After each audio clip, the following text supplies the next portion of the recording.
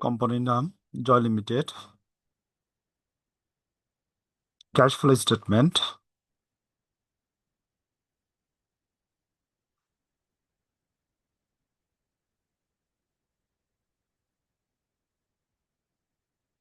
Cash flow statement indirect method.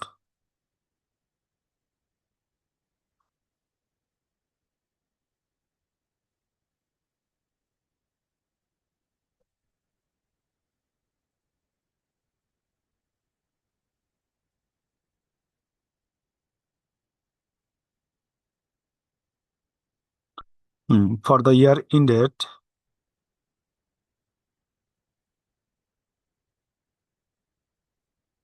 31st December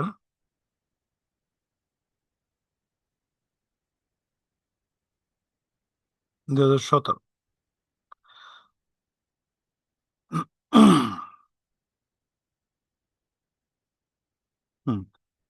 cash flow স্টেটমেন্টের ক্ষেত্রে প্রথমে আমরা লিখবো cash flow from operating activities. Cash ফ্লো মূলত পক্ষে তিনটা সোর্স থেকে আসে: operating activities, investment activities and financing activities. ঠিক আছে, তো প্রথমে আমরা লিখুন cash flow from operating activities. Operating activities বলতে বোঝাতেছে দৈনন্দিন যেই কার্যক্রমগুলো হয় প্রতিষ্ঠানের, ওইগুলা।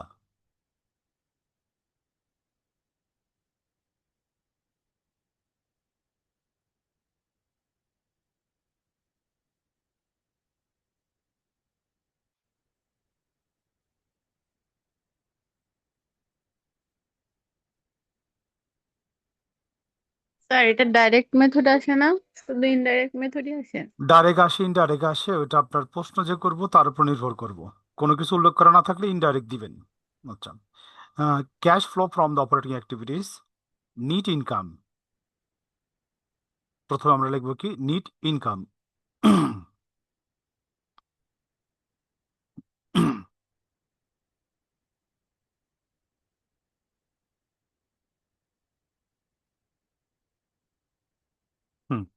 প্রথমে লিখবো আমরা কি নিট ইনকাম।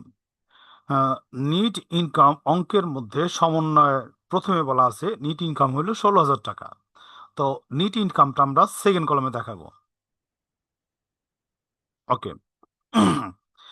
এরপর আমরা এই কথাটা লিখবো adjustment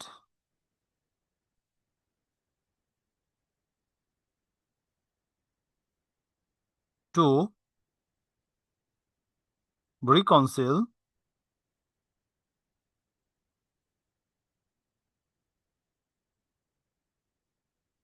net income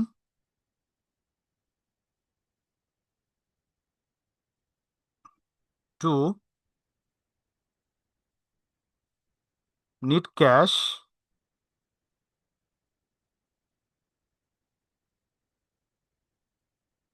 provided by operating activities.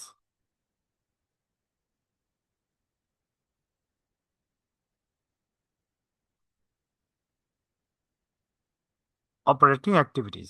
ঠিক আছে, তো প্রথম আইটেম হলো ডিপ্রিসিয়েশন, যে ডিফারেন্সগুলো ছিল।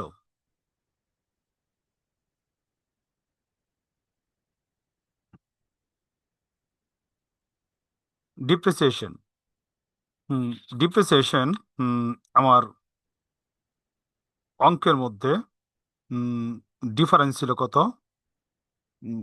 2,000। এবং সমন্বয় বলছে ডিপ্রিসিয়েশন একুমুলেট আরো কি হয়েছে, ইনক্রিজ হয়েছে 2,000। টোটাল ডিপ্রিসিয়েশন হলো এক্সপেন্স হলো 4,000।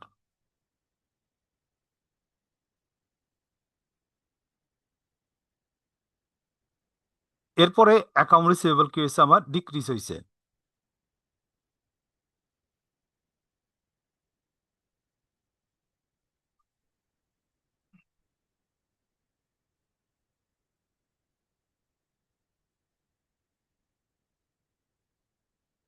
ডিক্রিজ হয়েছে। অ্যাকাউন্টস রিসিভেবল ছিল 20,000 ষোলোতে, 1700 হয়েছে কত, 16,000। ডিক্রিজ হইলে অ্যাকাউন্ট রিসিভেবল কি হইব, যোগ হইব। আচ্ছা, এরপরে আমার মার্চেন্ডাইজ কি হয়েছে? ইনক্রিজ হয়েছে।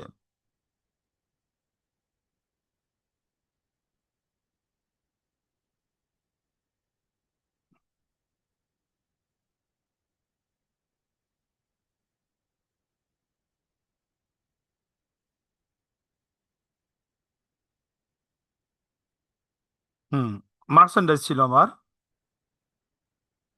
44,000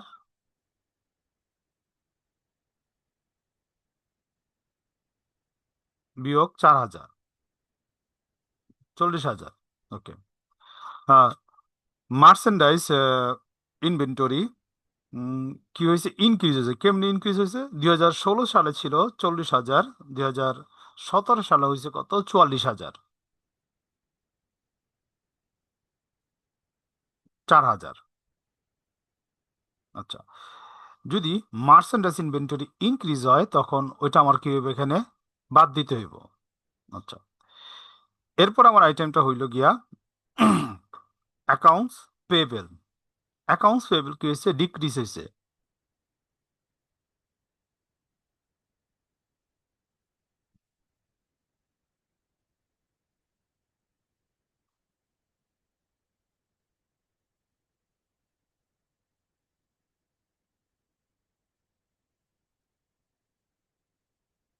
হুম, উম, 12,000 বিয়োগ 8,000,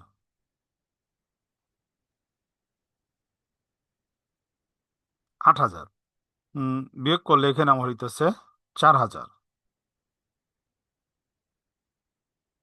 হুম, কারেন্ট লাইবিলিটি যদি ডিক্রিজ হয় তো এই পাশে কি হবে? আমার এটা ডিক্রিজ হইব আর কি, অ্যাকাউন্টস পেয়েবলের ক্ষেত্রে। তারপর ইনক্রিজ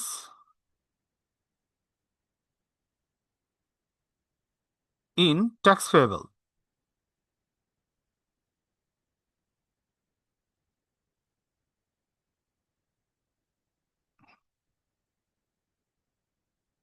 4,000 বিয়োগ 2,000। ইনক্রিজ হলে কি হইবে? এখানে যোগ হইব লাইবিলিটি। হুম, এই পর্যন্ত লেখা হয়েছে আপনাদের।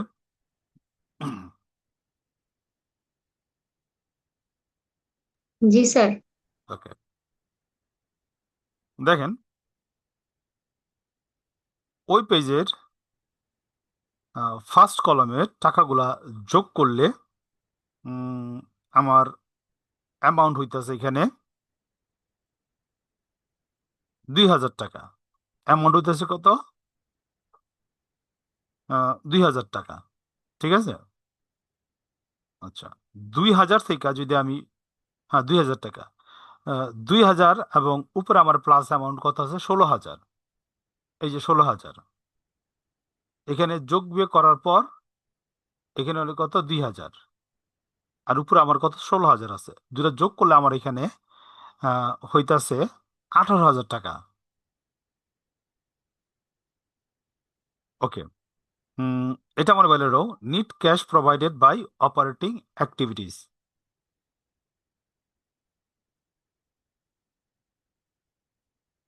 NEET cash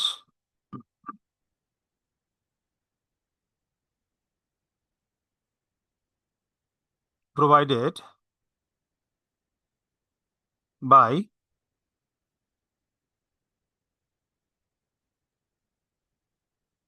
operating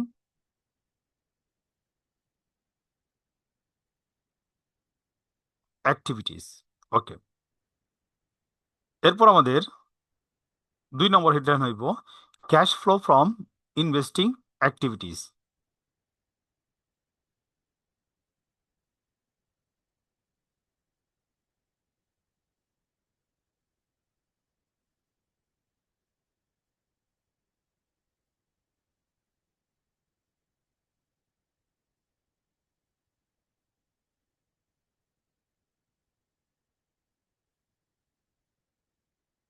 cash flow from investing activities. Okay, investing অ্যাক্টিভিটিসের মধ্যে প্রথম আছে পারচেস।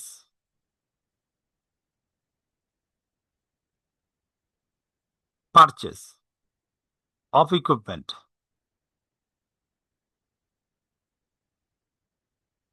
দেখেন, অঙ্কের মধ্যে সমন্বয়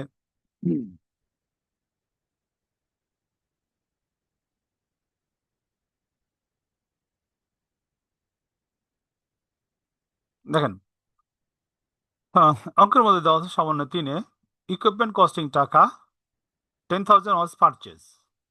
এই পারচেজটাকে আমার ক্যাশ আউটফ্লো, যেহেতু আমি সম্পত্তি কিনছি, তোমার টাকা কি হয়েছে, চলে গেছে কত, আমার 10,000 টাকা। হুম, 10,000 টাকা। ইনভেস্টিং অ্যাক্টিভিটিস এর মধ্যে আর কোনো কিছু নাই। যদি কোনো কিছু কিনতে তিনতো, তো ওই সময়ের ক্ষেত্রে আপনার ইনভেস্টমেন্ট অ্যাক্টিভিটিস কি হইতো, ইনক্লুড হইতো। তো যেহেতু নাই, সেহেতু আমরা কি করবো, এই অ্যামাউন্টটা সেকেন্ড কলমে চলে যাব। কত, আহ এটাতে চলে গেছে টাকা, মাইনাস। ওকে, কত টাকা, 10,000।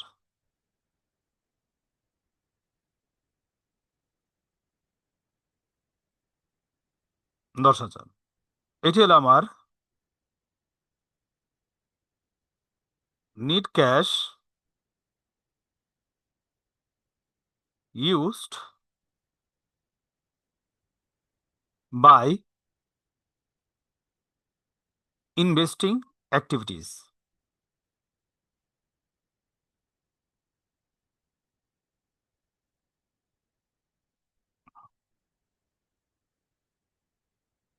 Investing activities. হুম, এই পর্যন্ত হয়েছে লেখা ভাই? জি স্যার। ওকে। 3 নম্বর আরেকটা হেডলাইন নেব, cash flow from financing activities.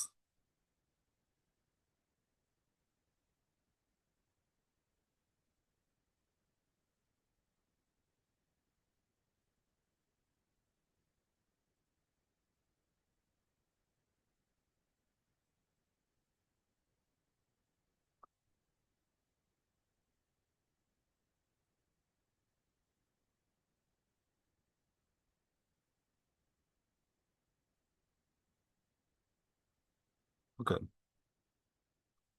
Financing activities হলে গিয়া আপনি নতুন শেয়ার ছাড়ছেন, লভ্যাংশ দিয়েছেন, অথবা লোন গ্রহণ করছেন, সুদ দিয়েছেন, অথবা পাইছেন, এরকম অ্যাক্টিভিটিস গুলা ফিনান্সিং অ্যাক্টিভিটিস। তো দেখেন, আমরা প্রথমে বলছিলাম নতুন শেয়ার ইস্যু করছি, নতুন শেয়ার ইস্যু করছি, issue of common stock.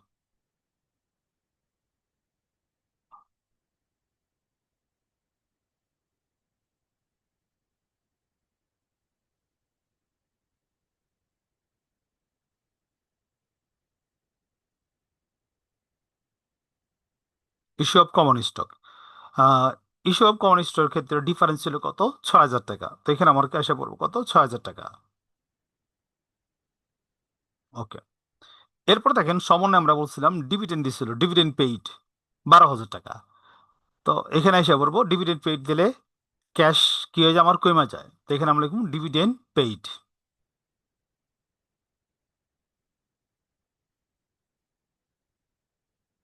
Dividend paid কত, 12,000 টাকা। 12,000 টাকা।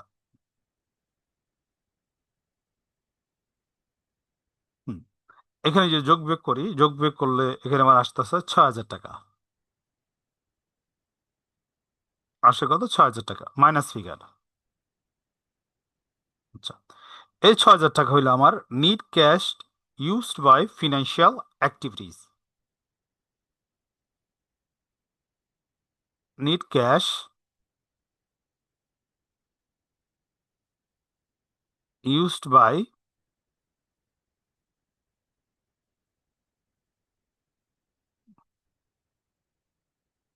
Financing activities. ওকে, এখন আমরা কি করবো, আমাদের উপরে যেই 18,000 টাকা আছে, এই 18,000 টাকা থেকে 10,000 এবং 6,000 টাকা বিয়োগ দেব। বিয়োগ দেওয়ার পর আমার ব্যালেন্স এখানে বেরোতেছে 2,000 টাকা। কত? 2,000 টাকা। এটা আমার হলো নিট ইনক্রিজ ইন ক্যাশ।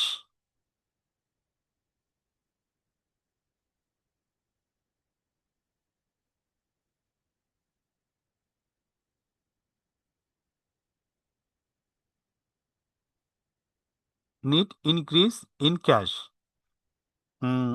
এটার সাথে আমরা অ্যাড দেবো অপারেটিং ক্যাশ ব্যালেন্স। এটার সাথে আমরা অ্যাড দেবো কি আমরা অপারেটিং ক্যাশ ব্যালেন্স অ্যাড।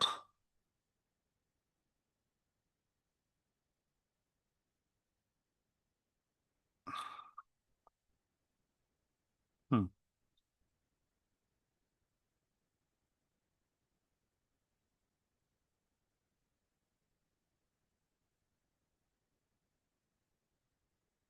তো দেখেন এখানে অপারেটিং ক্যাশ ব্যালেন্স বলতে এখানে আমার বুঝাইতেছে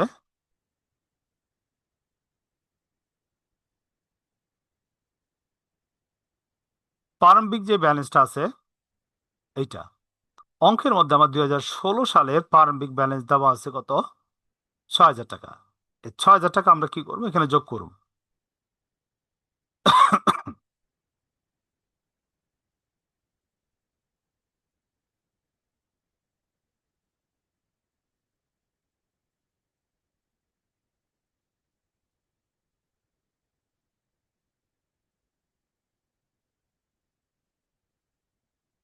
ওকে।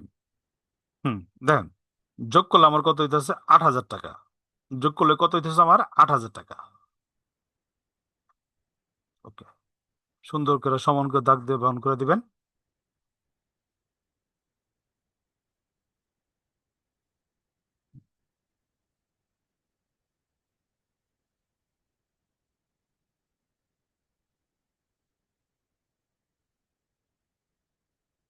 ওকে,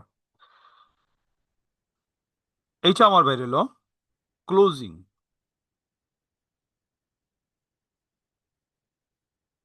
ক্লোজিং অথবা ইন্ডিং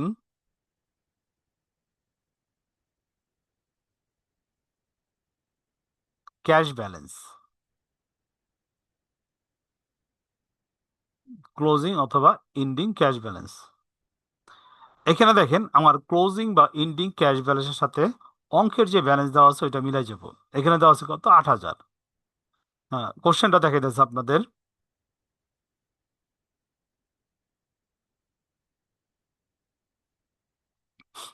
দেখেন 2017 সালের আমার ক্যাশ ব্যালেন্স দেওয়া আছে কত?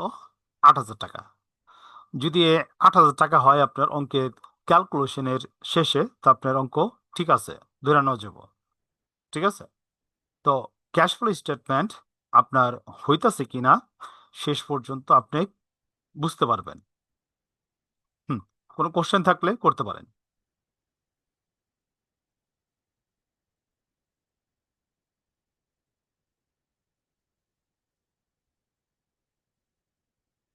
কোন কোশ্চেন আছে? রেসপন্স করেন। কোনো কোশ্চেন আছে? না স্যার। না স্যার। আচ্ছা, তো আপনারা পড়তে থাকেন, আশা করি সমস্যা হইব না, যতগুলো আমি করাই দিছি। ঠিক আছে। এবং যেহেতু আপনাদের মাস্টার্স ফাইনাল ইয়ার, থিওরিগুলো ভালো করে পড়েন। ব্যাকআপ হিসেবে পর্যাপ্ত পরিমাণ থিওরি রাখেন। ঠিক আছে। যদি কোনো সাবজেক্ট অঙ্ক উল্টাপাল্টা হয় থিওরি ব্যাকআপ করতে পারে। আর ডিরাইভিটিসটা প্রত্যেক দিন একটা চ্যাপ্টার করে রিভিশন দিন, ডিরাইভিটিসটা ভুলে যাবেন। ঠিক আছে। তো আমি লিভ নিতেছি। কোথাও বাইরে, স্যার বলেন। কোথাও বাইরে গেলে কি আপনার help পাওয়া আচ্ছা, যাবে? বাইচা গেলে মেসেঞ্জারে, যে মেসেঞ্জার মেসেজ দিন, আমি ফ্রি হইয়া অথবা যদি পারি তৎক্ষণাৎ সলিউশন দেবো, অথবা বাসায় আইসা বই দেখা আপনার যে সমাধান কোশ্চেন থাকবো আমি চেষ্টা করব সমাধান করতে। ঠিক আছে। তো নির্বাচন ঠিক আবার এই আছে। যে গা বাসায় দিয়েন না, নির্বাচন আবার কাজ করেন না। ঠিক আছে।